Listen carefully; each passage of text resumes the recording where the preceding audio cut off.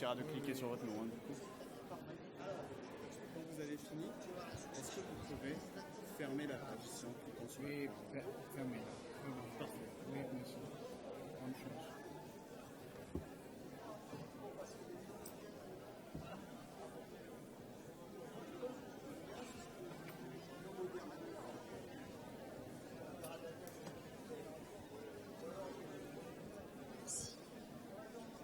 À la fin, à la sortie.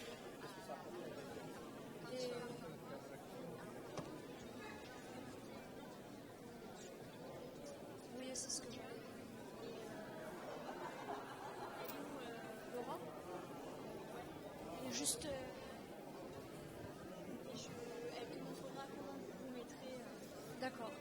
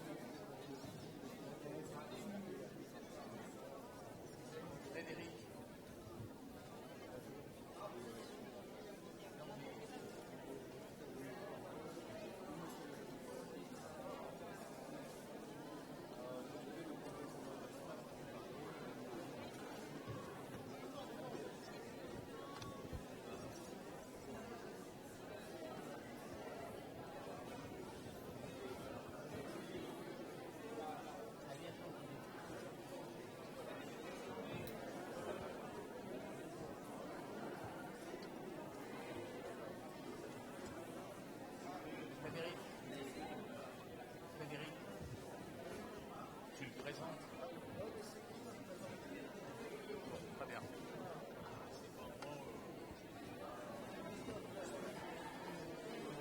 Super. Voilà.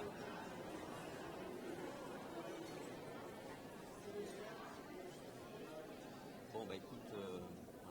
En haut, c'est bien passé. C'est en bas, là, ça n'est pas. Ah bon?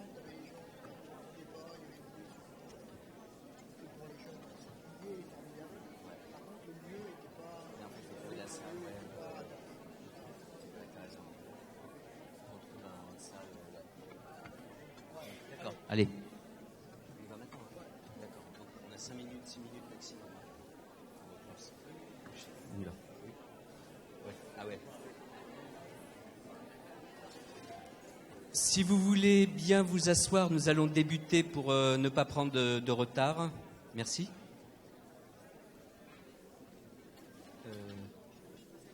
Non, ouais. Oh.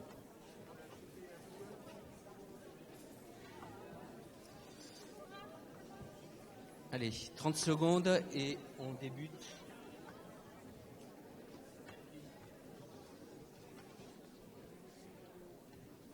Excuse-moi, c'est mon sac qui est là. C'est mon sac qui est... Ah non, non, il est là, pardon, excuse-moi. J'ai eu peur. Alors, nous allons débuter cette session actualité professionnelle SFPO, Société Française de Pharmacie Oncologique. Et, j'allais dire, contrairement en tout cas l'ajout qui a été fait par rapport au programme, comme nous l'avions vu, nous avons l'honneur d'avoir parmi nous Klaus Meyer. Pour ceux pour lesquels ce n'est pas encore clair, Klaus Meyer est le président de l'ESOP, l'European Society of Oncology Pharmacy, et nous sommes très heureux de pouvoir l'accueillir. Il doit partir malheureusement tout à l'heure à Hambourg, retourner à Hambourg. Et au-delà, nous dirons quelques mots d'ailleurs sur les activités ESOP. Et au-delà de ça, on en profitait, alors en espérant que la technique fonctionne, l'idée étant de faire une sorte de sondage en live sur vos impressions sur un certain nombre d'activités futures de la pharmacie clinique oncologique.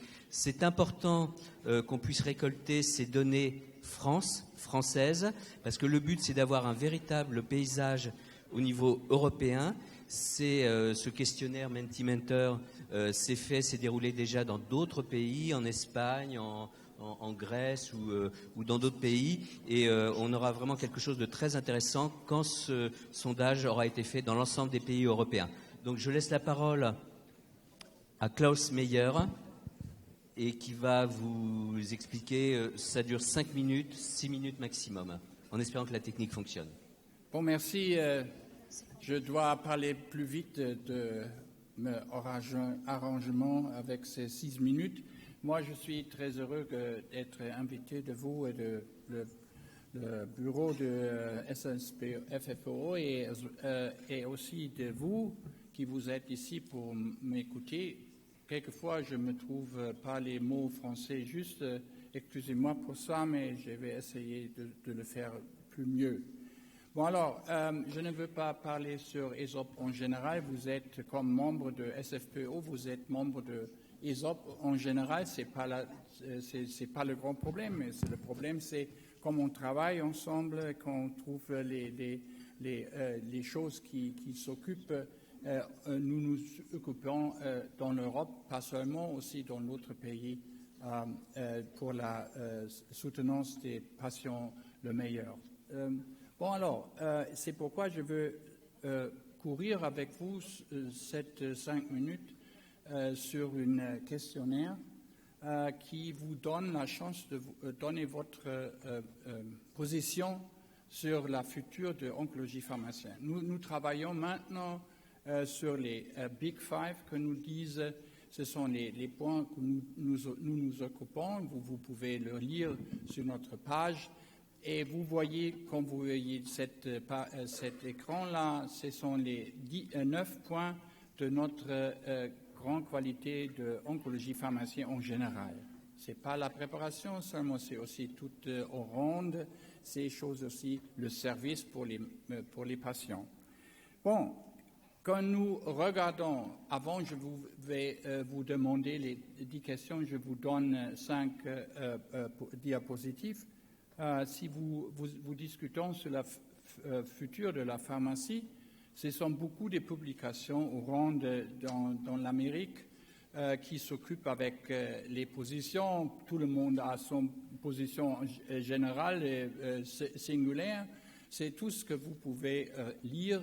Les papiers sont de votre publication et vous avez la chance de lire après le congrès. Je ne veux pas lire avec vous ensemble. Et aussi dans l'Angleterre, qui est dans un critique moment maintenant en général, il s'occupe avec la question comme la pharmacie doit être posée dans la future pour la oncologie en général. Je vous montre une photo, c'est une photo qui nous donne une impression que ce qui se passe dans la future. J'ai écouté dans la télévision que vous pouvez prendre votre computer pour prendre un programme pour préparer votre pistolet à la maison. Avec une 3D printer, il fait le pistolet à la maison et vous devez seulement acheter le ballot pour tuer quelqu'un ou vous-même. La même chose s'occupe avec les médicaments. C'est les pharmacies, les compagnies disent qu'elles peuvent être donnez-vous par Internet les substances pour vous prendre votre drogue à la maison. Votre médicament vous-même, signification pour lui-même. Seulement, nous nous demandons, nous, qu'est-ce que le pharmacien qui s'occupe avec les choses autour, qui va de faire.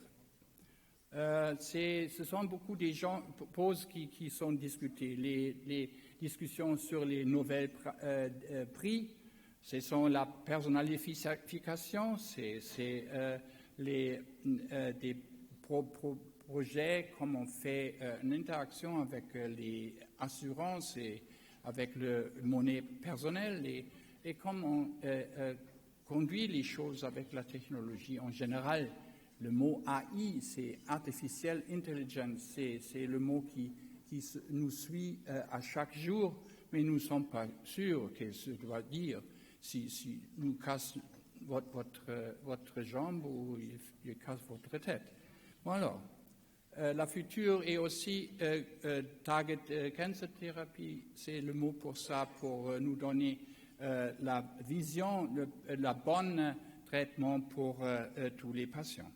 Bon, nous avons fait une résolution l'année dernière à Nantes ensemble et nous avons discuté. Pour nous, c'est important que les pharmaciens sont ceux qui s'occupent avec la future d'elles-mêmes. Et ces pouvoirs vous donnent une chance de discuter avec nous. Aussi, l'année prochaine, à Malte, où nous avons la prochaine conférence, mais en général avec nous maintenant. Je vous demande d'aller sur votre téléphone portable et poser www.menti.com. Si vous le faites maintenant, tout le monde, vous pouvez la chance de travailler avec nous sur les mots et je vous donne le code que vous pouvez imprimer. J'ai essayé ça. Voilà. Oulala. Oulala.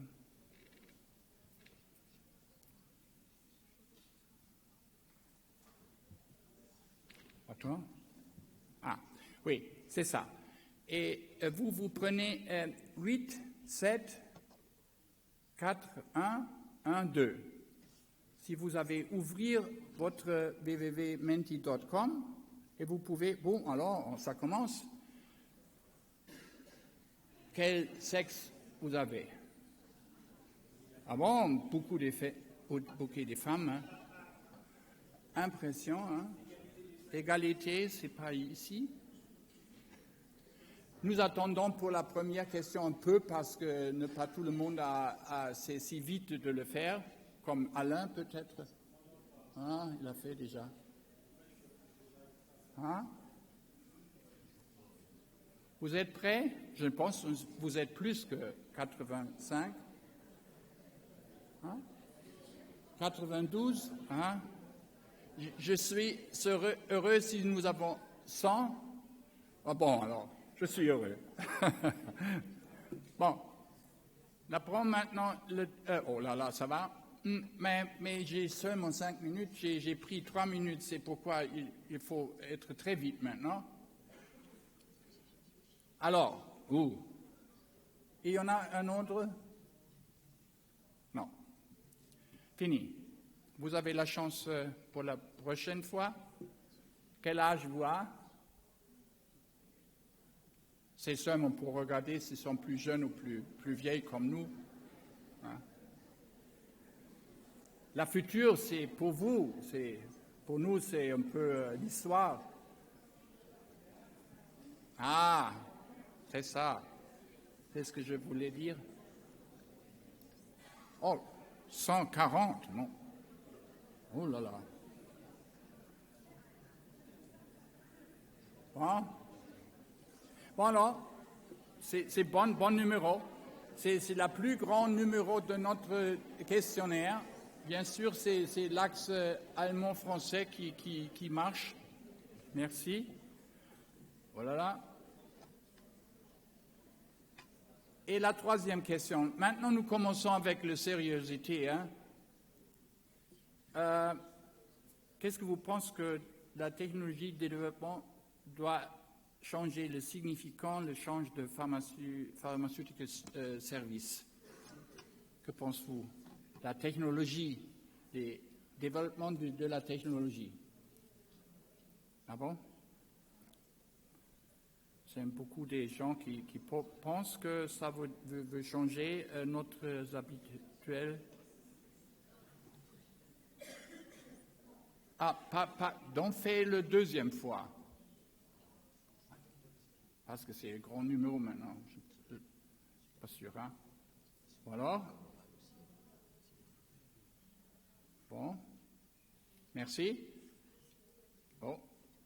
Et la deuxième question, sérieusement, do you think that more communication between pharmacists and physicians will be required? C'est nécessaire de faire la communication entre les pharmaciens et les médecins? Que pensez-vous?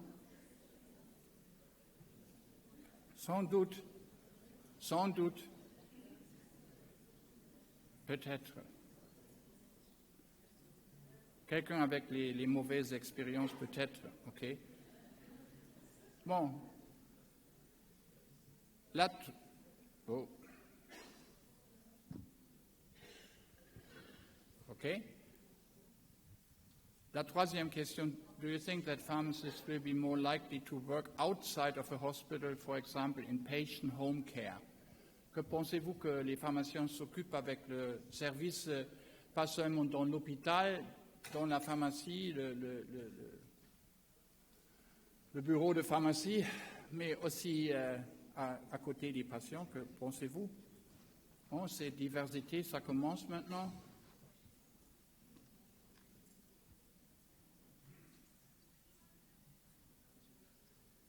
Pour nous, c'est important de trouver les raisons pour les décisions. Nous allons discuter en futur les circonstances entre vous travaillez. C'est pourquoi de trouver la raison pour la vote. Bon, alors, la prochaine. Do you think that compounding of anti-cancer medication will be completely automated? Ça, la question, c'est vous pouvez penser que la préparation s'est faite seulement par les robots dans la future. C'est aussi une question générale, c'est pas très directement regardant pour les différentes dans la préparation, mais c'est une discussion pour la possibilité pour la future. Bon alors, la question 5, do you think that the number of biological drugs will increase? Ça veut dire, vous pensez que les biosimilars vont être en plus en utilisage?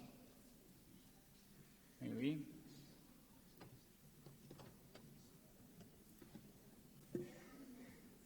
Bon.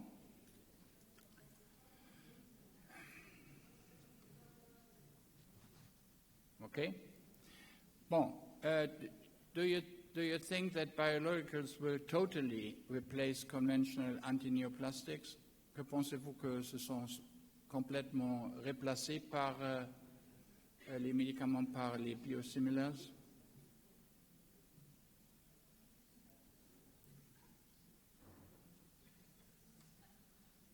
Bon. Alors, je pense que c'est vrai. 7.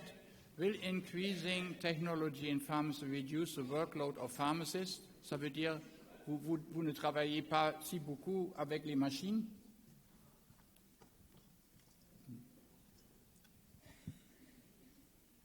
Non? OK.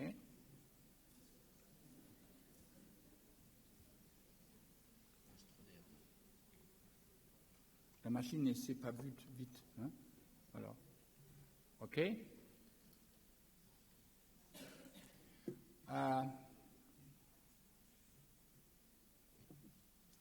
Will the increase in technology decrease the need of pharmacists? Ça veut dire on n'a pas besoin des pharmacistes dans la future?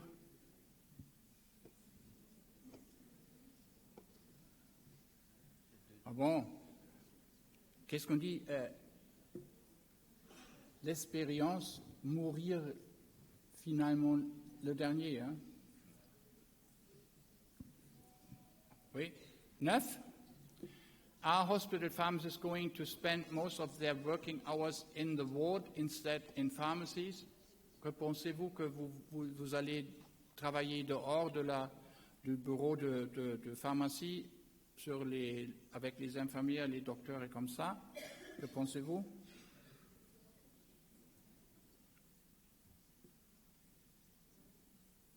OK. Et 2 questions finalement. Merci. Do you consider yourself competent in patient education, interviewing clinicians, or pharmaceutical communication and techniques? C'est une question que pour voir si nécessaire de faire en plus d'éducation pour vous, si vous avez besoin d'apprendre un peu plus de savoir. Non? OK.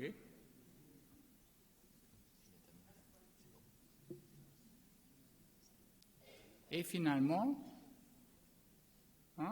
c'est divisé, je pense, un peu. Bon, et finalement, la dernière question, vous avez la chance de pousser deux fois. Which is the following will be the focus of oncology pharmacy in future? Choose no more than 2 answers. Bon, vous avez la chance de pousser 2 fois, pas une fois ou 2 fois, pas 3 ou 4.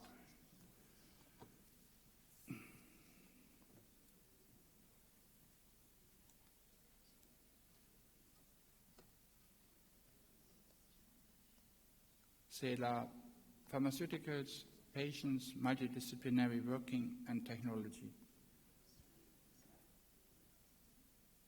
Bon. Ça nous donne une vision de la pharmacie clinique. Je vous donne aussi un bon plaisir de moi. Merci beaucoup pour votre soutenance et je vous vois peut-être à Malte la prochaine. Merci Klaus.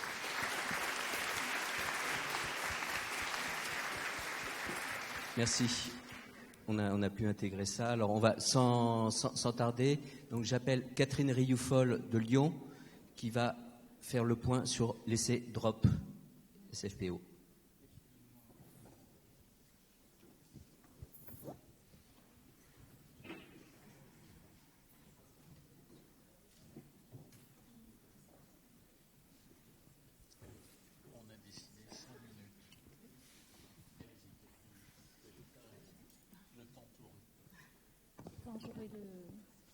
Quand j'aurai le diapo.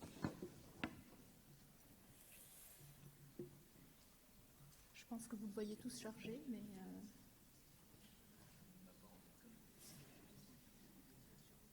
je ne voudrais pas être obligée de le faire sans diapo. Je ne sais pas si Klaus a laissé une clé ou quelque chose qui bloque un peu l'ordi. Non, je pense qu'on a besoin d'aide.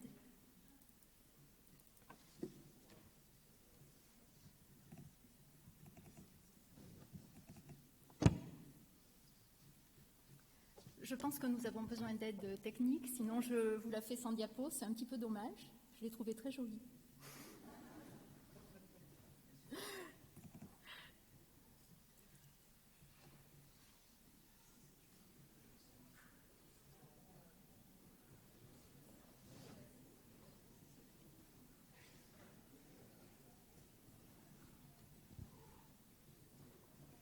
Vraiment désolée. Pas de souci. C'est ça qui était resté en fait ouvert.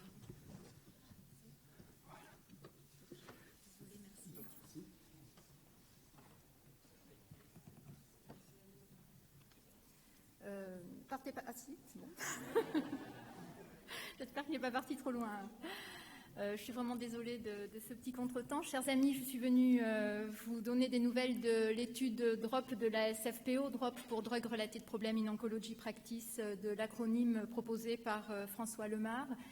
Comme vous le savez, cette étude qui est financée dans le cadre de l'appel à projet des GOS 2016 PREPS vise à évaluer l'impact d'un programme d'intervention pharmaceutique ville-hôpital de la SFPO versus prise en charge habituelle sur les problèmes médicamenteux liés aux anticancéreux oraux dans une population de patients ambulatoires présentant des facteurs de risque. Le critère d'évaluation principal est le nombre moyen de problèmes médicamenteux par patient à 6 et 9 mois, les problèmes médicamenteux réunissant les effets indésirables, les interactions médicamenteuses et les erreurs. Au total, ce sont 248 patients qui seront inclus dans DROP par 13 centres investigateurs qui prendront appui sur un lien ville-hôpital structurant et sur les outils de notre belle société savante. Le schéma de l'étude repose sur une randomisation 1-1. Le bras interventionnel porte sur le programme hospitalier, le programme de suivi. Il s'agit d'un suivi hospitalo-guidé avec des entretiens patients réalisés par le pharmacien hospitalier tous les mois pendant les 3-4 premiers mois avant de passer le relais aux pharmaciens de ville. Au premier rang des outils de la SFPO, utilisé dans DROP, eh bien, le site Oncolien avec les fiches médicaments destinés aux professionnels de santé et aux patients. C'est tout le travail de Jean-François Tournamille, de Géol Production pour le site et tout le travail d'Émilie Petitjean qui aura l'occasion d'en reparler et du groupe qu'elle coordonne pour la création et la mise à jour de ces fiches qui sont donc en accès libre sur notre site. Alors, où est-ce que nous en sommes dans les centres ? Eh bien, sur les 13 centres investigateurs, 2 centres restent en attente de signature de la convention, 4 centres sont en attente de la mise en place et les 7 autres centres sont ouverts.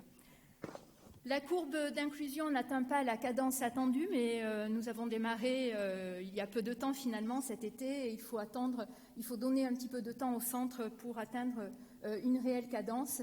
Ce matin, nous étions à 18 patients inclus et le compteur vient juste de tourner avec une 9e inclusion à Marseille il y a 1 heure. Donc nous sommes à 19 patients inclus par 3 centres et là, mesdames, messieurs, une standing ovation pour Bertrand Pourroy et toute l'équipe de la PHM.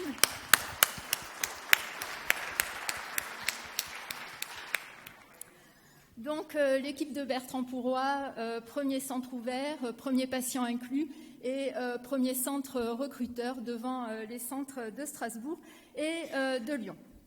La vie de DROP, c'est aussi une newsletter. Nous espérons que la 2e newsletter en cette fin de mois d'octobre nous permettra d'officialiser l'avis favorable du CPP pour notre amendement qui permettra d'augmenter les inclusions en les élargissant aux patients traités par anticancéreux oraux et chimiothérapie injectable. DROP, c'est aussi un financement de la DGOS pour les centres investigateurs. Ce financement est dédié à du temps attaché de recherche clinique et pharmacien de façon à trouver une cadence d'inclusion et également d'assurer le niveau de qualité requis dans les études cliniques pour le suivi des patients, mais également pour le recueil et pour la saisie des données dans notre base de données à travers donc un ICRF. Alors DROP, c'est aussi aujourd'hui une belle surprise dont nous vous avons gardé la primeur. C'est un film sur cette étude qui va nous permettre à la fois d'informer les patients et donc de booster les inclusions, mais à la fois également de valoriser notre travail et de communiquer auprès des différents acteurs, qu'ils soient hospitaliers, libéraux ou bien auprès des instances. Ce film a vu le jour sur une belle initiative de Jean-François Tournamille, encore une fois en collaboration avec Géol Production.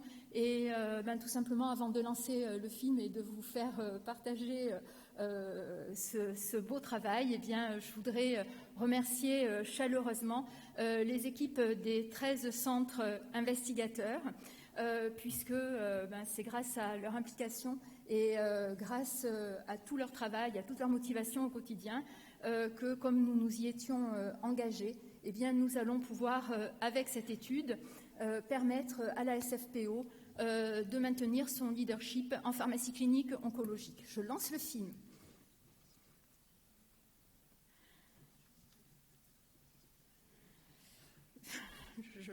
Voilà. De plus en plus de patients atteints de cancer peuvent bénéficier d'une chimiothérapie orale et suivent leur traitement à domicile. Ainsi, ils profitent davantage de leurs proches. Ces médicaments, les anticancéreux oraux, peuvent entraîner des effets indésirables ou présenter des interactions avec d'autres médicaments. Plus, leurs modalités de prise peuvent être complexes. Alors, il est important de mettre en place un suivi personnalisé avec les différents professionnels de santé de proximité, en ville comme à l'hôpital. Le patient peut aussi être aidé par un proche pour prendre ses médicaments. Ce suivi permet de respecter le bon usage du médicament, les modalités de prise et la posologie de l'anticancéreux oral, mais aussi de prévenir et de gérer les effets indésirables et les interactions médicamenteuses, y compris avec la phytothérapie. Pour que vous aussi vous puissiez bénéficier d'un tel suivi, nous avons créé le dispositif DROP. Marguerite, 54 ans, est atteinte d'un cancer et elle a accepté d'être suivie dans DROP. Aujourd'hui, elle a rendez-vous à l'hôpital. Une infirmière l'accueille et coordonne ses soins. Marguerite lui explique comment elle a vécu sa maladie et son traitement depuis la précédente consultation. Ensemble, elles évoquent la qualité de vie de Marguerite et les difficultés qu'elle a pu rencontrer, ses symptômes et ses effets indésirables. Lors de la consultation à l'hôpital, le cancérologue s'assure d'un bon suivi médical et lui explique comment évolue sa maladie, comment se déroule son traitement et comment gérer les effets indésirables. Il prescrit son anticancéreux oral et les médicaments contre les effets indésirables. Pour l'aider à mieux comprendre son traitement, le cancérologue oriente Marguerite vers le pharmacien de l'hôpital, qui va lui expliquer comment prendre son anticancéreux oral, quelle posologie, à quel moment et comment ne pas l'oublier. Marguerite et le pharmacien hospitalier vont aussi considérer les autres médicaments prescrits, ceux qui préviennent ou gèrent les effets indésirables de l'anticancéreux oral, et les médicaments habituellement prescrits par son médecin traitant ou des médecins spécialistes. Tous les médicaments de Marguerite sont importants pour elle. Ils figurent sur un plan de prise détaillé que le pharmacien hospitalier remet à Marguerite. Le pharmacien lui remet aussi la fiche d'information sur l'anticancéreux oral. L'équipe hospitalière établit le lien avec le médecin traitant et le pharmacien d'officine désigné par Marguerite. Ensemble, ils mettent en place un suivi coordonné et personnalisé, parfaitement adapté à ses besoins. Certains anticancéreux oraux sont dispensés par le pharmacien hospitalier, mais le plus souvent par le pharmacien d'officine en ville.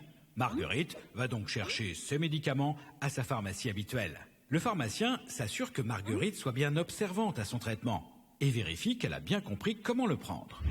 Ensemble, le pharmacien d'officine et le pharmacien hospitalier s'assurent que les médicaments pris par Marguerite n'interagissent pas entre eux, surtout en cas de prescription d'un nouveau médicament, mais aussi d'automédication. Quand Marguerite est hospitalisée, ces mêmes pharmaciens s'assurent, en lien avec les autres professionnels de santé, qu'aucun médicament ne soit oublié, à l'entrée de l'hôpital comme à la sortie. C'est ce que l'on appelle la conciliation médicamenteuse.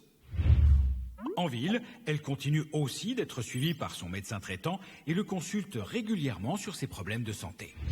Si Marguerite bénéficie de soins à domicile par une infirmière libérale, celle-ci l'aide aussi à prendre ses médicaments et participe activement au suivi du traitement. Marguerite est bien entourée. Tous ses professionnels de santé à la ville comme à l'hôpital assurent son suivi. Même chez elle, elle a tout ce qu'il faut pour être rassurée. Régulièrement, Marguerite consulte et remplit un livret de suivi qui lui a été remis à l'hôpital et qui regroupe toutes les informations sur ses médicaments, leur plan de prise et les effets indésirables. Marguerite consigne tous les problèmes survenus sur son anticancéreux oral, si elle a oublié de le prendre, si elle a ressenti des effets indésirables, si elle a été hospitalisée ou si elle a consulté son médecin. Ce livret est très important pour Marguerite et ceux qui la suivent pourront en prendre connaissance à chacune de ses consultations et son pharmacien d'officine à chaque délivrance de médicaments. Comme Marguerite, eux aussi enregistrent des informations importantes. Ils échangent avec elle, comme par exemple la description de certains effets indésirables pour mieux les gérer. Bien évidemment, toutes ces informations demeurent strictement confidentielles. Marguerite a aussi la possibilité de se renseigner sur son anticancéreux oral en consultant le site oncolien.sfpo.com, proposé en accès libre par la Société française de pharmacie oncologique. Elle pourra notamment y télécharger la fiche patient correspondant à son anticancéreux oral si elle l'a perdu ou égaré. DROP a pour objectif d'améliorer le suivi pluriprofessionnel ville-hôpital des patients ambulatoires traités par anticancéreux oraux. L'impact de DROP est évalué par rapport à un suivi habituel sur les problèmes médicamenteux comme les effets indésirables ou les interactions entre médicaments. DROP, c'est le trait d'union efficace entre l'équipe hospitalière, votre médecin traitant et votre pharmacien d'officine pour vous aider à mettre en place un suivi personnalisé, bien prendre vos médicaments et mieux gérer d'éventuels effets indésirables. Parlez-en avec eux.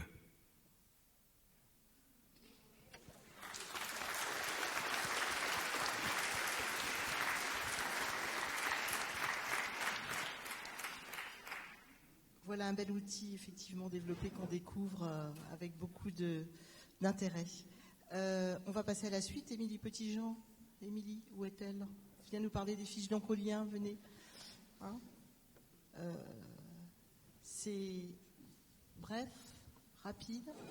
Oui, on va demander Court. aux intervenants d'être très courts, parce qu'on vient de prendre Oui. Donc, plus d'une demi-heure de retard. où en sont les fiches oncoliens? Eh bien, c'est parti. Donc, rapide retour sur l'état des lieux des fiches oncoliens. Tout d'abord, je tiens à remercier Jean-François Tournamy. Il faut que tu parles plus fort. Je tiens à remercier Jean-François Tournamy et Frédéric Pinguet qui m'ont contacté l'année dernière pour que je les aide sur la gestion du site oncolien. Donc, pour le bilan 2019, 22 000 fiches ont été consultées cette année. C'est plus 50% par rapport à l'année dernière sur la même période. Ça représente 1700 visiteurs par mois. Et donc, actuellement, il y a 67 fiches en ligne. Donc, pour notre bilan, qu'est-ce qu'on a fait cette année? Déjà, il y a eu un gros travail qui a été fait avec la grande aide de Catherine Olivier sur les fiches patients. Donc, on a mis en ligne 60 fiches patients qui ont été mises en ligne cette année. Il y a 11 nouvelles fiches qui ont été mises en ligne de professionnels de santé. Il y a encore 17 fiches qui sont en cours de rédaction et 10 qui sont en cours de relecture.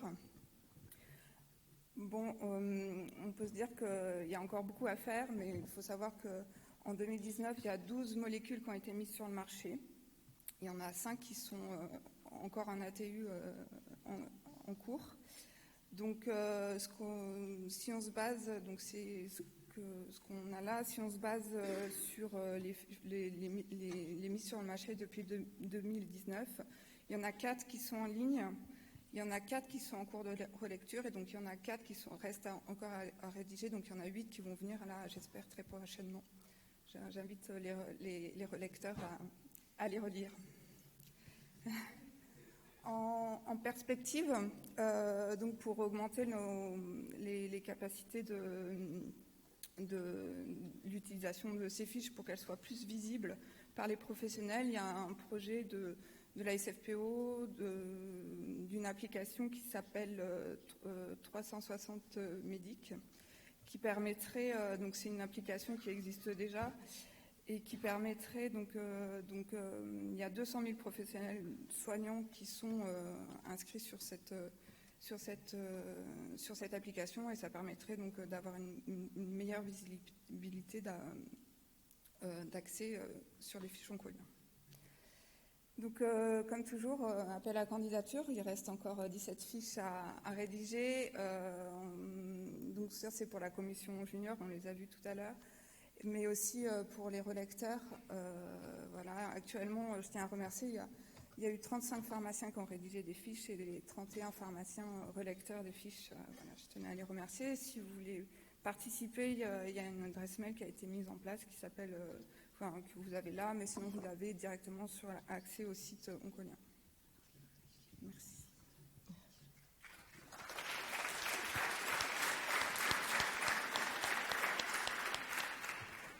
Merci beaucoup et merci d'avoir tenu le temps. Nous apprécions. La présentation suivante, c'est Oncodis, Florian, je ne sais pas où vous êtes. Si, non, mais je sais d'où il est, Reims. Je ne le voyais pas dans la salle. Merci, Florian. Merci. Alors effectivement, c'est bien que je puisse intervenir après Émilie Petitjean et puis après... C'est bien que je puisse intervenir après Émilie Petitjean parce que dans le cadre des dispositifs oncoliens, Oncodis s'inscrit finalement dans la continuité, dans la mesure où c'est un projet imaginé initialement et construit par François Lemar que j'ai maintenant la chance de piloter et qui va finalement prendre une certaine logique après oncolien. Oncodis, c'est peut-être pas encore très connu puisqu'on est encore au stade de la phase d'expérimentation. C'est un dispositif d'aide à la dispensation des anticancéreux administrés par voie orale, qui va en fait soutenir l'entretien que l'on peut diriger entre un pharmacien et un patient lors de la dispensation des anticancéreux par voie orale. Ça rejoint également les propos qu'on a pu avoir hier pour celles et ceux qui étaient présents à l'atelier numéro 2. Au cours de l'entretien, le pharmacien va recueillir, hospitalier ou officinal, des informations quant à la tolérance à la connaissance du plan de prise et au calcul du taux de possession du médicament par le patient, et à l'issue de la dispensation, encore une fois des outils qui sont à notre service, la possibilité d'éditer automatiquement un compte-rendu qui peut être transmis aux patients, aux prescripteurs ou aux autres collègues pharmaciens. Alors, dans la phase d'expérimentation, il y a déjà 4 centres qui ont commencé à utiliser Oncodisp au sein des services des secteurs de rétrocession des pharmacies hospitalières. D'autres centres sont bientôt également engagés. Et puis, à partir du 1er novembre, là c'est un message très clair que je passe à l'Assemblée, il va y avoir une ouverture officielle de l'expérimentation à tous les centres SFPO qui souhaitent être candidats, avec comme seul prérequis évidemment de s'engager à partager la base de données avec les autres expérimentateurs pour réaliser des suivis longitudinaux multicentriques, notamment en vraie vie, on a pu également en parler récemment, d'avoir un ou plusieurs ordinateurs qui sont équipés de l'interface Access 2010 ou plus récent. Et puis évidemment, si vous êtes intéressé, je vous invite à adresser toutes vos candidatures à l'adresse mail qui est sur le PowerPoint. Alors comme on dit, plutôt que des slides, parfois une explication en direct vaut toujours mieux, en espérant que je ne rencontre pas trop d'incidents techniques.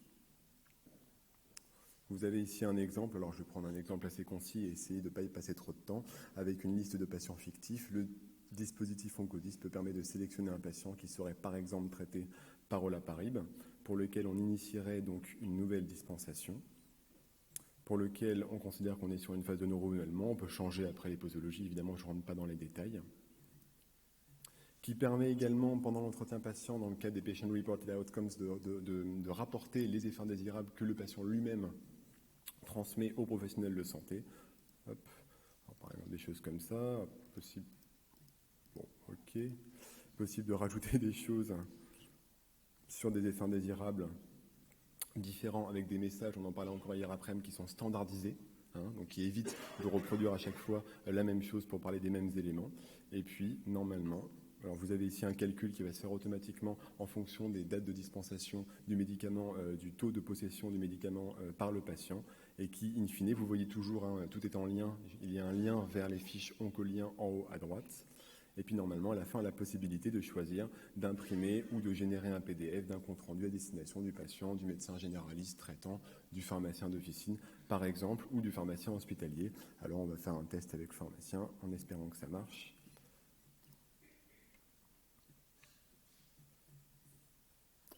Et donc voilà, donc c'est la phase qui peut prendre un petit peu de temps. Donc bien évidemment, c'est initialement une expérimentation qui s'adresse aux pharmacies à usage intérieur, mais qui va être à terme, les discussions sont engagées en ce moment, également utilisables chez les collègues officinaux, en espérant qu'ils soient aussi enthousiastes que nous à l'utilisation d'un tel dispositif. Et donc vous voyez, j'ai fini de meubler et vous avez un PDF qui s'affiche, qui est généré automatiquement et qui va résumer l'entretien, la nature de l'entretien et les différents éléments qui ont pu être abordés pendant celui-ci en termes de modalités de prise, d'effets indésirables, d'interaction et de points de vigilance.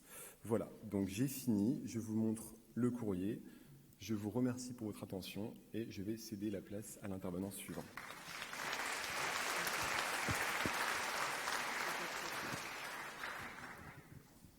Merci beaucoup. On continue la longue liste. Donc, Isabelle, peux-tu venir nous parler de OncoTeriac ? Merci.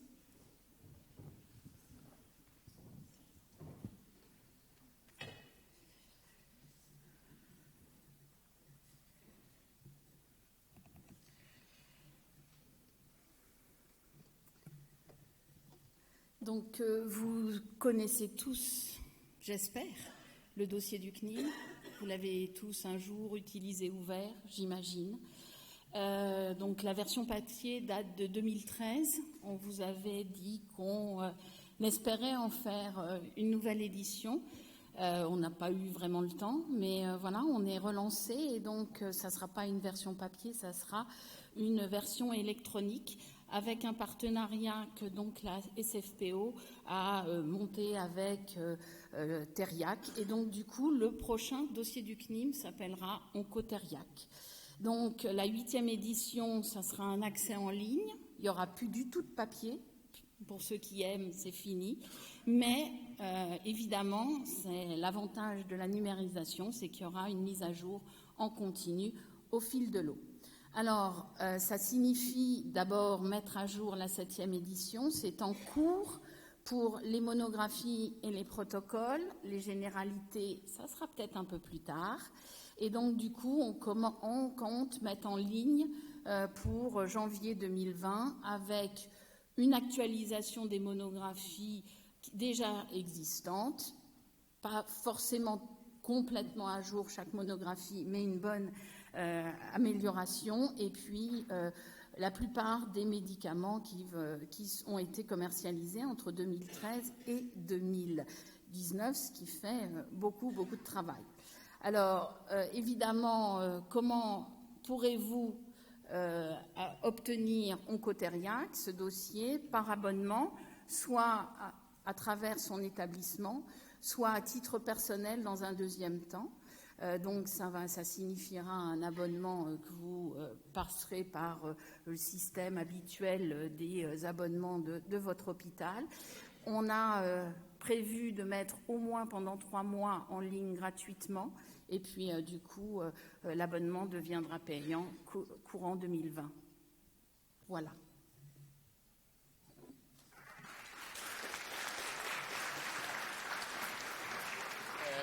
Merci Isabelle. J'ai une question, parce que Theriac, c'est quand même une très belle réalisation de la profession.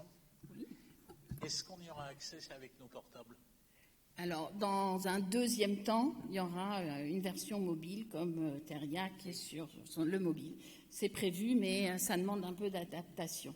Pour le moment, c'est déjà la numérisation du dossier qui faisait, je ne sais plus combien de pages, mais c'est déjà beaucoup. Parce que c'est bien pratique aussi. Absolument, mais c'est prévu. Merci encore pour cette belle présentation sur notre base de données Theriac. Donc, la présentation suivante, eh bien, actualité internationale. Mon vieux complice, Alain Astier, tu as la parole. Monsieur le professeur, à toi.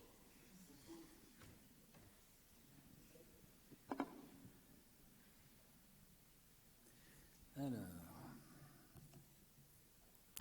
bonjour à toutes et à tous. Donc, il y a beaucoup de monde dans cette salle du conclave. J'en suis tout à fait heureux.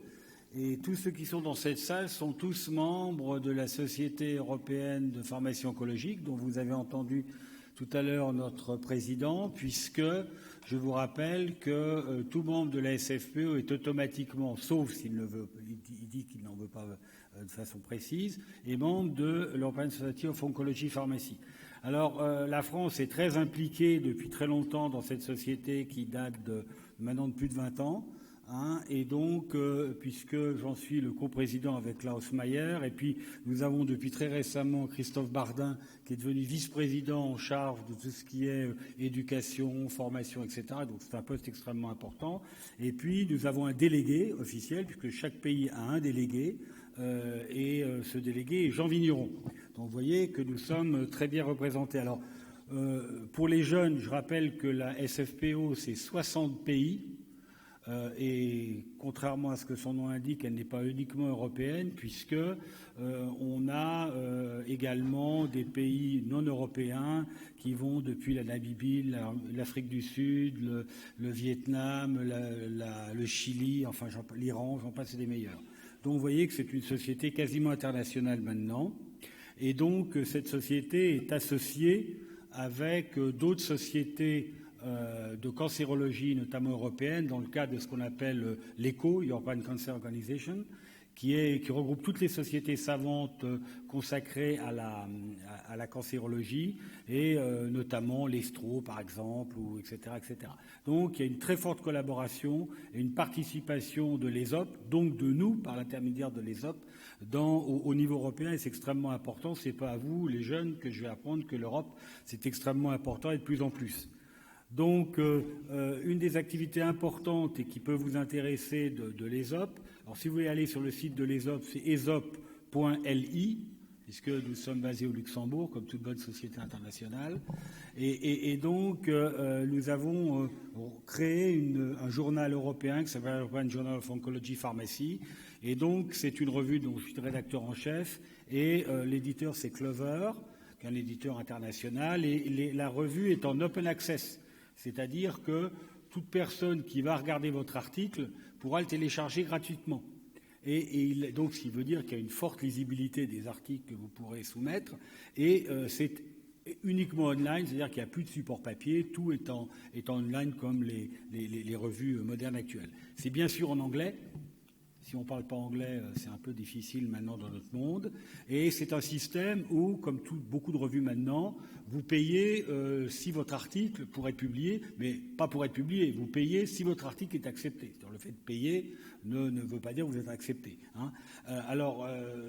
On a décidé au niveau européen et aussi au niveau de nos sociétés françaises que pour aider les jeunes, notamment français en ce qui concerne notre société française, eh bien, vous pourriez demander que ce soit les OP, la SFPO, pardon, qui payent en votre lieu et place si votre article est accepté. On l'a déjà fait pour certains articles qui ont été publiés, notamment issus de la commission jeune. Et donc, on croit qu'on avait décidé de pouvoir subventionner 5 articles par an, ce qui représente quand même beaucoup. Hein. Donc n'hésitez pas à publier, parce que c'est en anglais, d'accord, mais surtout, ça va être lu, puisque comme c'est libre d'accès pour tout le monde, eh ben, on va vous télécharger votre article, et si on télécharge votre article, on va le citer, et pour votre carrière en tant que jeune, c'est extrêmement important.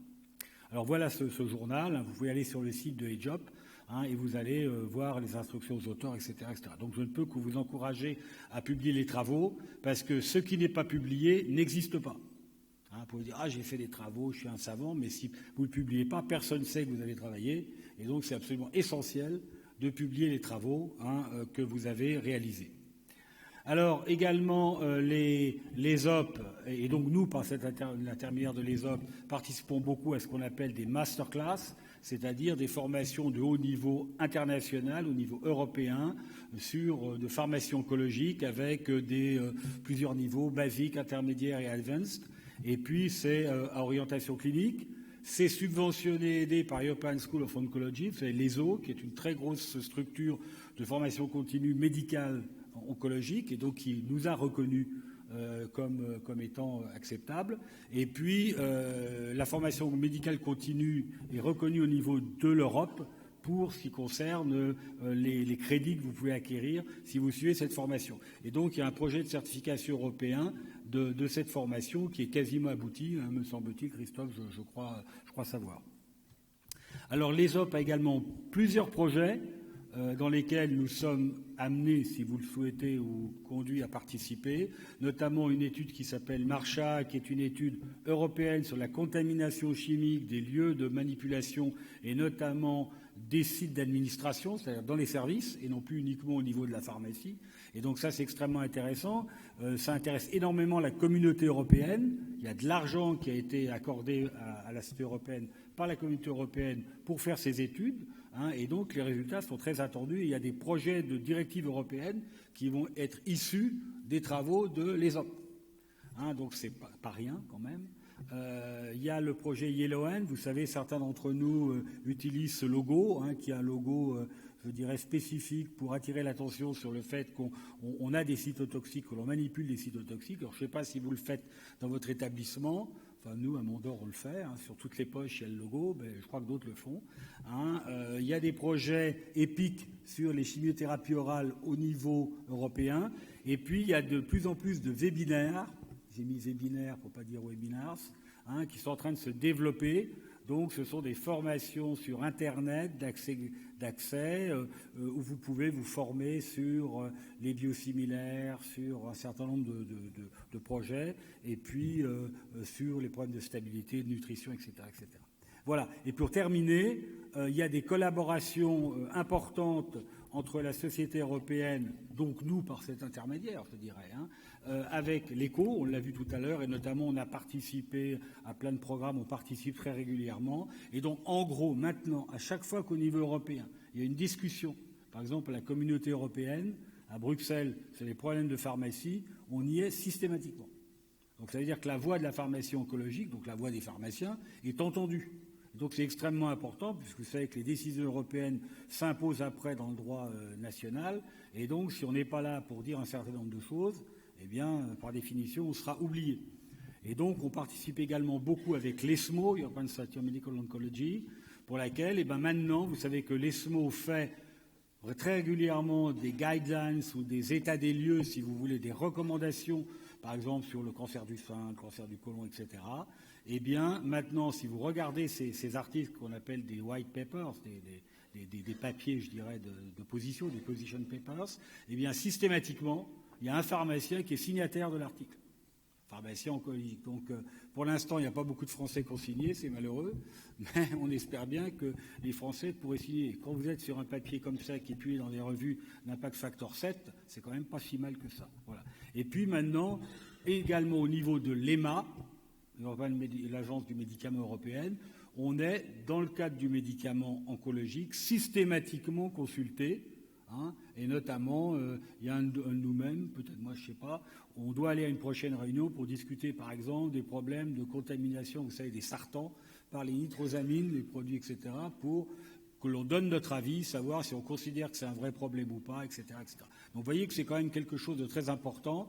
Donc je vous encourage en tant que jeune, il y a quand même essentiellement des jeunes là ici maintenant, à participer d'abord dans nos groupes au niveau français pour qu'après on puisse effectivement monter en puissance au niveau européen. Donc voilà ce que je voulais vous dire sur les actions internationales. Je vous remercie. Merci Alain. Nous passons à la suite du programme. Donc Benjamin Bertrand va venir nous parler de la commission junior.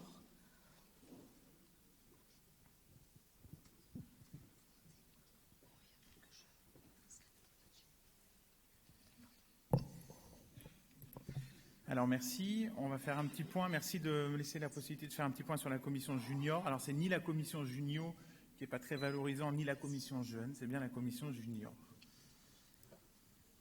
Alors je vais essayer de parler très peu parce qu'à la fin il y a une petite surprise pour tout le monde qui va prendre quelques minutes.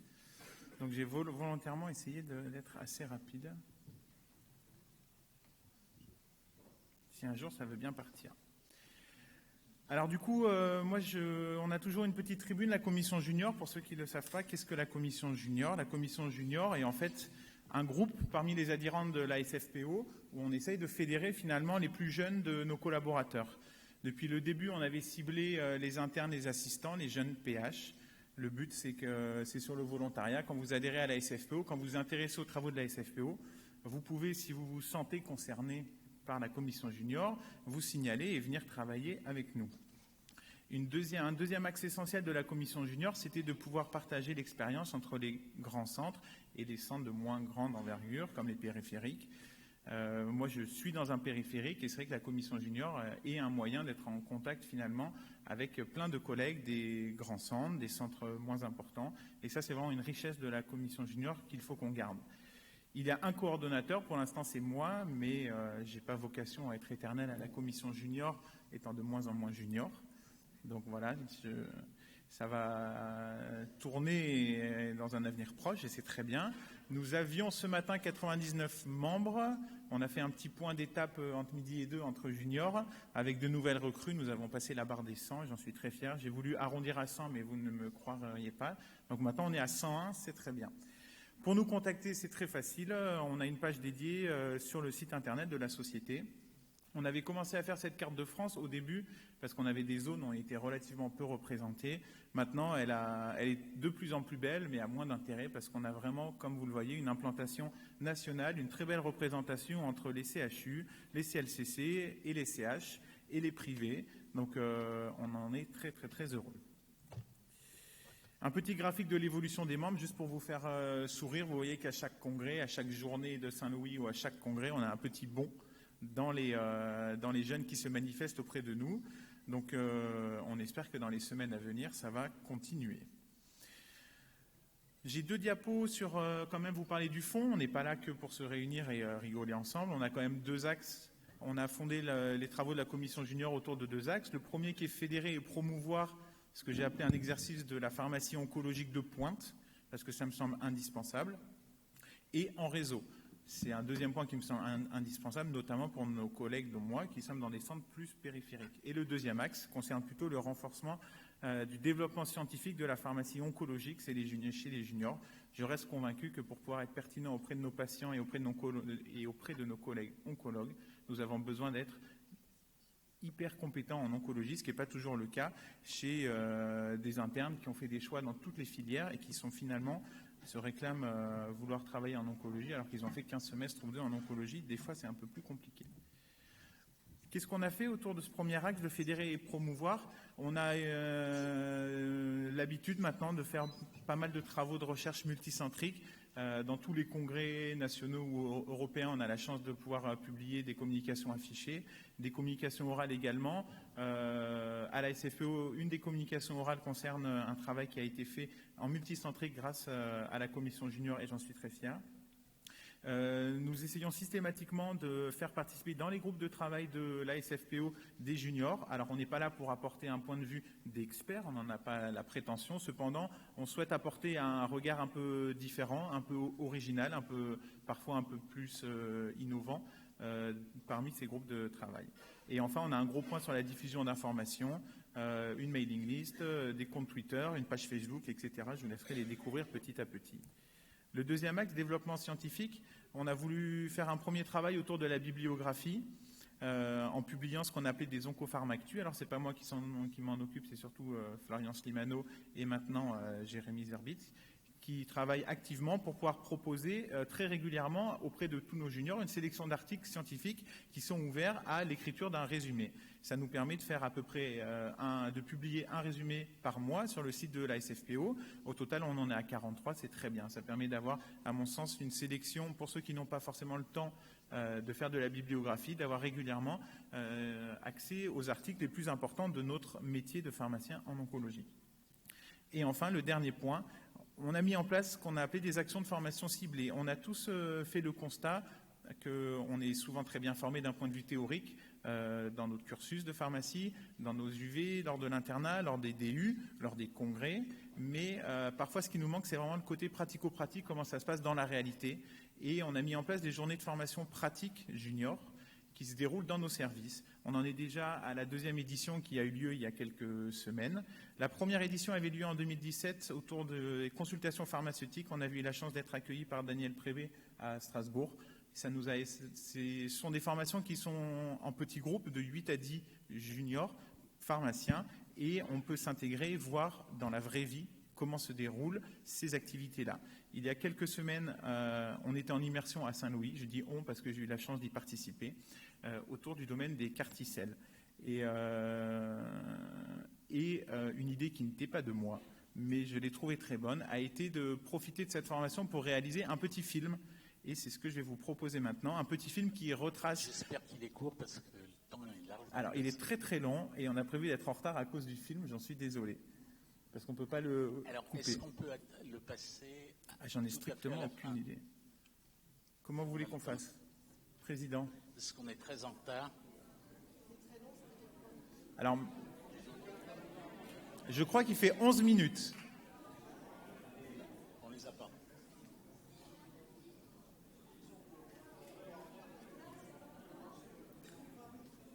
Alors, en fait, si on le lance, je pense que je ne vais pas avoir la main pour avancer et je ne le connais pas suffisamment pour savoir à quel moment. Comment vous voulez qu'on fasse? On le fait? Ah, bon, allez, c'est parti alors. Et je le découvre en même temps que vous. Hein. Merci, Président.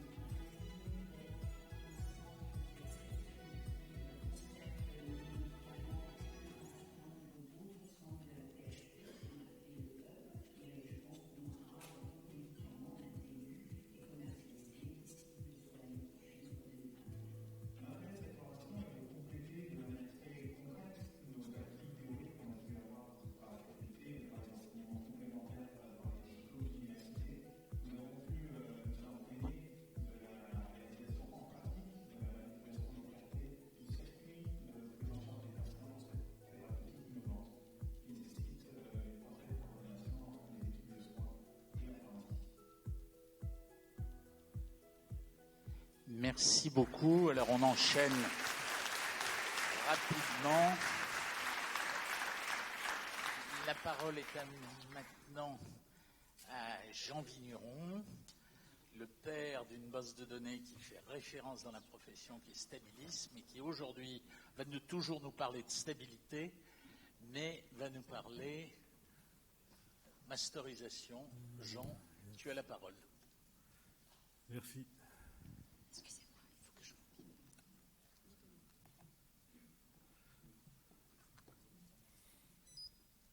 Bon, je vais essayer de rattraper un petit peu le temps. Je vais faire bref. Donc, je vous parle des études de stabilité qui sont une de nos missions scientifiques, définies par les bonnes pratiques de préparation. Et dans ce cadre, on a créé un groupe il y avait le groupe de travail stabilité de la SFPO, et on a créé un masterclass en 2013 avec 3 objectifs. Donner ou redonner les notions fondamentales sur la stabilité, les voies de dégradation des molécules, etc. Donner les méthodologies pour réaliser des études de stabilité. Alors pour ceux qui veulent faire des études de stabilité, mais tout le monde n'en fait pas, évidemment, il faut avoir les appareils, les HPLC, etc. Mais c'est important de savoir comment c'est fait si on veut lire de manière critique un article de stabilité dans la littérature internationale. Donc développer l'esprit critique, c'était le 3e point pour pouvoir prendre des décisions. Parce que les études de stabilité pour la pratique, si nous on ne les fait pas, personne ne les fera pour nous, et surtout pas l'industrie. L'industrie fait des études de stabilité pour avoir la MM ou pour faire du marketing, avoir des études de stabilité étendues, c'est ce qu'on voit de plus en plus. Bon, ils font leur travail, c'est pas une critique, mais c'est comme ça. Et donc c'est ce que j'ai décrit dans cet article qui est paru l'année dernière dans EdJob. Donc je profite pour remettre une petite couche.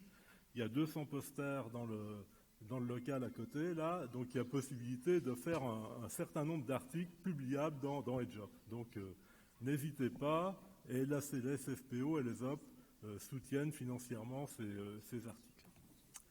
Voilà, alors cette année, donc c'est la 7e édition, donc c'est à Paris, 2 jours. Là, on avait, alors 2 nouveautés cette année, on avait émigré à Paris-Bercy pour être un petit peu plus large au niveau des locaux. Et puis donc, on était jusqu'à présent 3, Alain, Christophe et moi, et donc Élise Duhard est venue renforcer l'équipe cette année. Pardon. Voilà, donc il y a toujours environ une vingtaine de participants. Là, on avait bloqué à 21 à cause des contraintes des salles. 21 inscrits. J'ai refusé 4 inscriptions. On a beaucoup de demandes. Malheureusement, on n'a eu que 18 présents. Il y a toujours des défections. Bon, alors, il y a majorité interne, assistants. Ils sont la majorité des participants. On n'a pas eu d'étrangers cette année, mais on a eu les autres années. Il y avait toujours des collègues du Maghreb, de Suisse, de Belgique, du Luxembourg. Voilà, alors on met à contribution les participants. Donc sur les 2 jours, le 2e jour l'après-midi, on donne des articles à lire, en général 4-5 articles, et ensuite on débriefe ensemble quels sont les points forts, les points faibles des articles, avec tous les éléments de lecture critique qu'on a vus avant dans les présentations. Voilà, alors donc c'est inscrit au DPC. Alors on fait une évaluation au début de masterclass. Alors on avait modifié les questions cette année, on avait été un peu plus hard, donc la moyenne s'en était ressentie. Alors évaluation au début de masterclass et puis évaluation à la fin. Donc il y a quand même une très nette augmentation. On fera des questions un petit peu moins difficiles la prochaine fois. Et donc, à la fin après le masterclass, j'envoie un article d'une étude de stabilité et vous avez un mois et demi pour renvoyer votre évaluation, et donc ça rentre dans le masterclass. Et cette année, on avait le premier de l'évaluation en fin de masterclass avait une inscription gratuite offerte pour le DU de stabilité, il y a un DU de stabilité qui se met en place. Alors on espère pouvoir l'ouvrir qui est suffisamment de candidats. Je crois qu'actuellement, il y a 10 candidats, donc il y a encore des places, hein, vous pouvez vous inscrire. De janvier 2020 à mai 2020, alors ce n'est pas la SFPO qui organise, mais bon, un certain nombre de membres participent au cours. C'est l'Université de Paris-Sud, donc n'hésitez pas à vous inscrire à ce DU. Voilà, et puis on va exporter l'idée cette année avec notre collègue Robert Ercola de l'association autrichienne qui nous a demandé de venir faire un DU similaire. Donc on va porter la bonne parole fin novembre à Vienne pour la première fois en dehors de la France sur masterclass de stabilité sur 2 jours. Voilà, prochain masterclass, mai ou juin 2020, on donnera les dates, la date exacte en début d'année. Merci.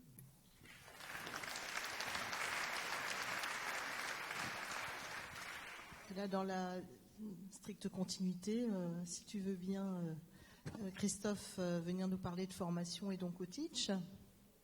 Oui, je vais venir faire vite et conclure. Sûr, oui, ça fait partie. Non, mais oui. Alors, ça va être simple. J'ai pas de film, j'ai pas d'animation, pas de conclusion, donc ça va être rapide. Mais il y a les contraintes du chargement. Bon.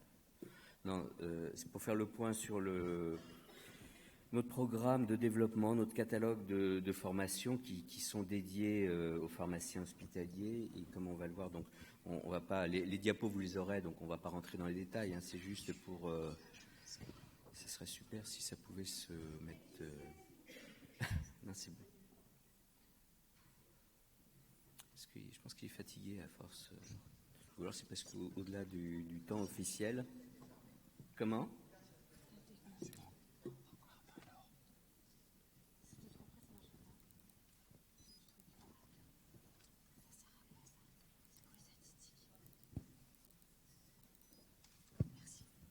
Tu veux fermer, Jean ? Non ? Bah oui. On peut avoir le soutien de la technique, s'il vous plaît.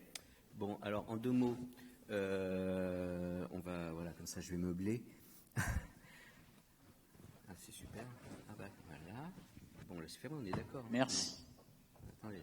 J'ai parlé trop vite. Waouh.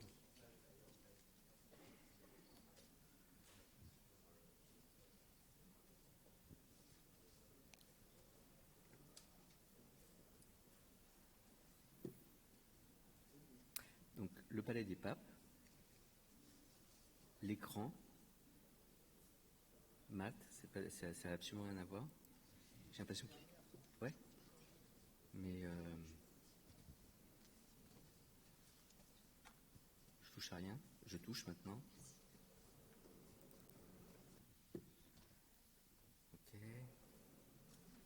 C'est pénible, hein ?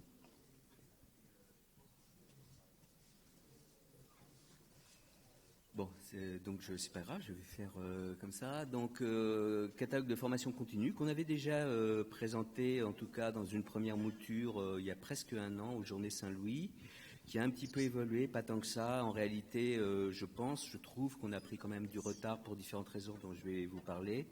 Il est en boucle, en fait, hein, sur le... Je fais rien. Ah, bah c'est quelqu'un de la technique qui touche. Voilà. Donc, catalogue de formation. Hop. L'objectif, comme on l'a vu, c'est très important puisque ça fait partie des statuts d'une société savante comme la SFPO. Les statuts, c'est de contribuer à la formation continue, si possible dans le cas d'un dispositif de type DPC, pour les pharmaciens. Et ce qui est important, c'est que, oui, initialement, c'est dédié aux pharmaciens hospitaliers. On a souhaité, pour tout un tas de raisons, parce que sinon on ne serait pas logique avec nous-mêmes, on parle de lien ville-hôpital, donc on a souhaité également l'ouvrir pour les pharmaciens d'officine, mais également, et c'est vrai que souvent, ils sont un peu oubliés, également les préparateurs en pharmacie hospitaliers, voire les préparateurs en pharmacie en officine. Alors, ce qui est important, si je parle tout de suite du DPC, et c'est aussi pour ça qu'on a pris un peu de retard, parce que ça ne servait à rien d'avancer trop vite, sachant que vous savez que le DPC, qui est une grosse machine, fonctionne par des programmes dits nationaux, des orientations nationales dites prioritaires, et que si possible, il faut être à l'intérieur de ces cases, ce qui n'est pas toujours cohérent et logique. Et en tout cas, ce qui est sûr, c'est que là, ça s'arrêtait à fin 2019. Et il y a une semaine, le programme des priorités nationales du DPC 2020-2023, je crois, a été publié. Donc, ce qui va nous permettre, cette fois-ci, définitivement d'acter et de formaliser nos thématiques et d'être sûr qu'elles rentrent bien dans le catalogue DPC. Donc là, je passe très rapidement, je mets juste les titres. J'ai mis simplement priorité parce que le but, c'est d'en mettre certaines rapidement, et puis d'autres, on va dire arbitrairement peut-être qui nous semblent moins prioritaires, on les mettra dans un second temps. Donc elles sont toutes, comme vous le voyez, soit dédiées hôpital, soit dédiées ville.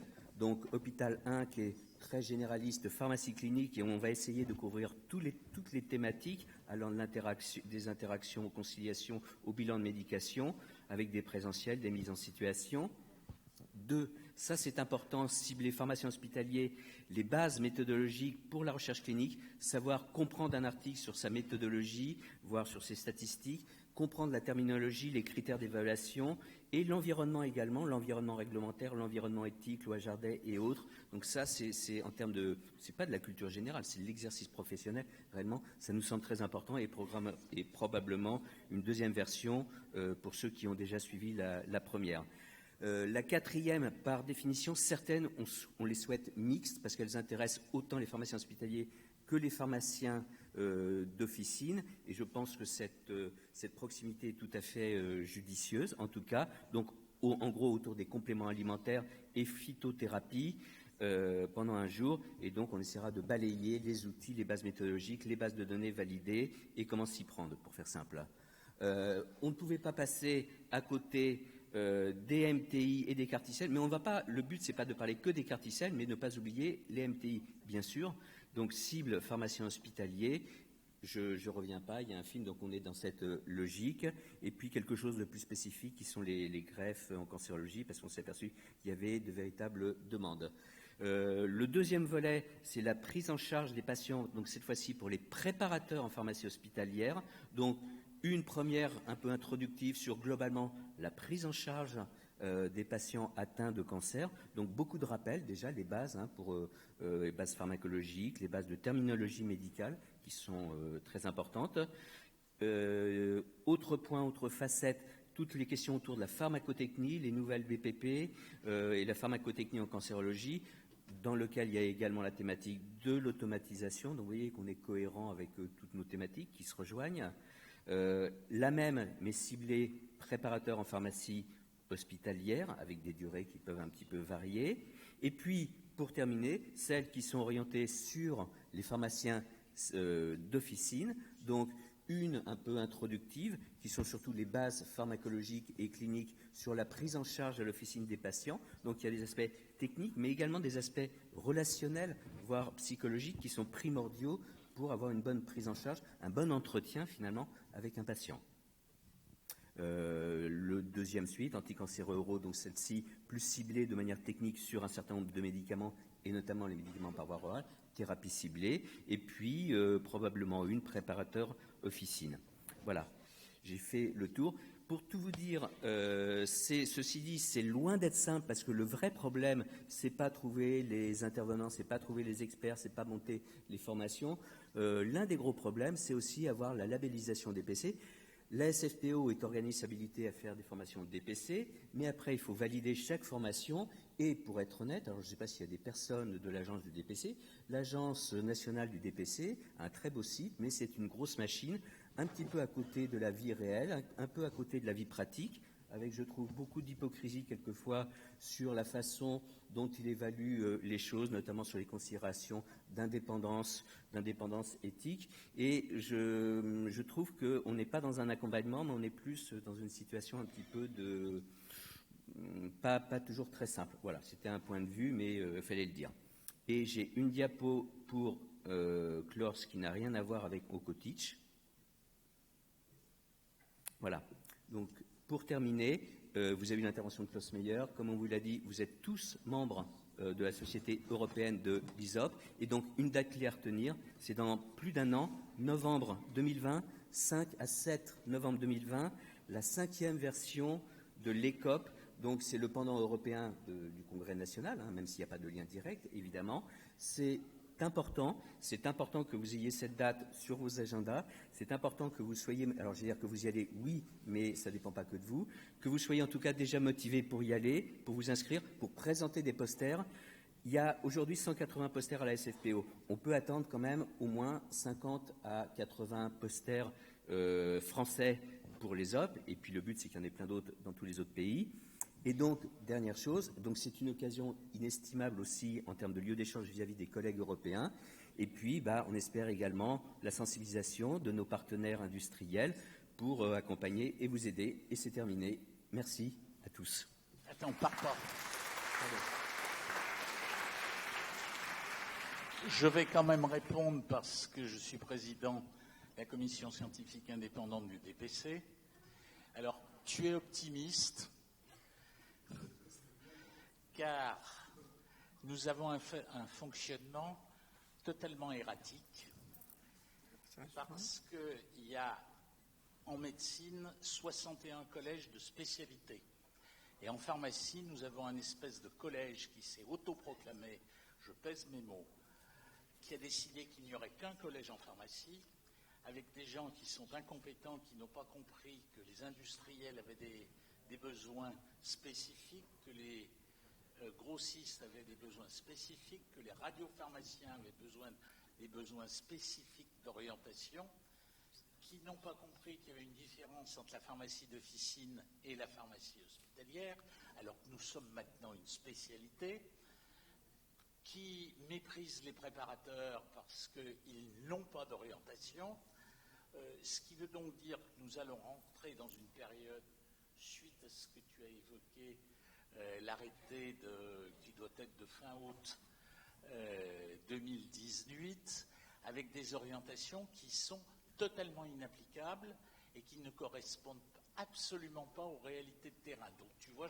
j'en rajoute par rapport à toi, et je n'ai pas ton optimisme parce que nous avons pris la décision au niveau de la commission d'être pur et dur et plus injuste. Donc on va appliquer on nous a dit qu'il fallait appliquer la loi, on va l'appliquer strict, ce qui veut donc dire qu'il ne va rien passer comme orientation parce que c'est une catastrophe. Alors vous verrez qui je vise, je ne vais pas citer de nom, mais il y a au moins une personne en particulier, plus 2 ou 3 institutions qui sont allées dans ce collège unique, et c'est parfaitement inapplicable dans la pratique. Alors pour terminer ces activités SFPO, donc Bertrand Pourroy va nous parler de RECO. Alors les RECO SFPO, un point sur ce qui a été fait et ce qu'on fait et ce qu'on va faire. Les RECO 2017, dernier congrès, on vous avait annoncé la sortie prochaine des RECO relatives aux consultations pharmaceutiques en oncologie. Donc elles ont été mises en ligne sur le site quelques jours après le congrès. Je vais remettre une couche sur les JOP. On les a publiées dans ce journal pour donner une meilleure visibilité à la SFPO sur notre travail. Concernant 2019, ont été mises en ligne cette année la version 2 des recommandations relatives à l'adaptation des ressources. Donc gros travail d'Isabelle et Jean-François, avec une partie un petit peu particulière liée à l'activité pour les grosses unités. Il y a une partie dédiée avec un groupe de travail dédié qui avait été mis en place pour les unités de plus de 40 000 préparations. Le calculateur de ces recommandations a été lui aussi revu et petite innovation, maintenant il est disponible en ligne sur le site de la SFPO. Je ne sais pas si vous vous souvenez des précédentes, c'était un calculateur Excel qui n'était pas forcément facile d'emploi. Là, c'est directement d'accès en ligne. Concernant les autres recos de cette année, on a travaillé à des recommandations relatives justement à la phytothérapie. Il y a plusieurs posters au congrès sur cette thématique. Ça nous semblait important de travailler dessus. Donc toujours pareil, on a suivi les recommandations de la HAS concernant les recommandations de bonnes pratiques professionnelles. Je passe très vite. On est tous conscients des problèmes que ça pose. Alors le comité de rédaction coordonné par moi-même et Émilie Petitjean, que je remercie, je ne la vois pas, si je la vois encore une fois. On la peut applaudir parce qu'elle bosse énormément sur les recos. Au niveau des membres de ce groupe, il y avait des hospitaliers, parisiens, marseillais, avignonnais, alsacien évidemment, et puis un officinal qui est venu nous rejoindre. C'était une petite innovation. Donc c'est Nicolas Kessler qui avait présenté une communication orale sur ce sujet issu de sa thèse d'exercice l'année dernière, il y a 2 ans, et qui est très impliqué dans cette thématique. On a envoyé en relecture, donc on remercie évidemment l'ensemble de nos relecteurs, qui sont un peu plus de 40, pour le travail qu'ils ont fourni encore jusqu'à récemment, puisqu'on a eu les derniers commentaires samedi. Donc, en gros, un tiers de CHU, un tiers de CLCC, 20% d'OCH. À noter qu'on a là aussi voulu associer les officinaux, puisque c'est eux aussi qui sont en première ligne sur ces questions-là. Donc, on a 12% d'officinaux qui ont apporté leur contribution à ces recommandations en tant que relecteurs. Donc les commentaires sont en cours d'analyse, on va les intégrer dans les recommandations. Elles ont été plutôt bien accueillies par les relecteurs. Très rapidement, on a fait un glossaire et une partie de définition préliminaire très importante.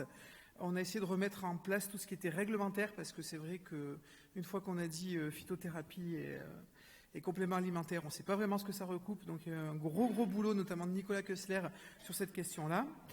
Ensuite, donc, on a les recommandations elles-mêmes concernant des recueils d'informations, comment analyser les informations dont on dispose, qu'est-ce qu'on prend comme conduite à tenir en fonction de ces informations, et puis des questions de vigilance, pharmacovigilance, nutrivigilance à faire, et puis tout ce qui est action d'éducation, de formation vers les patients et vers les autres professionnels de santé.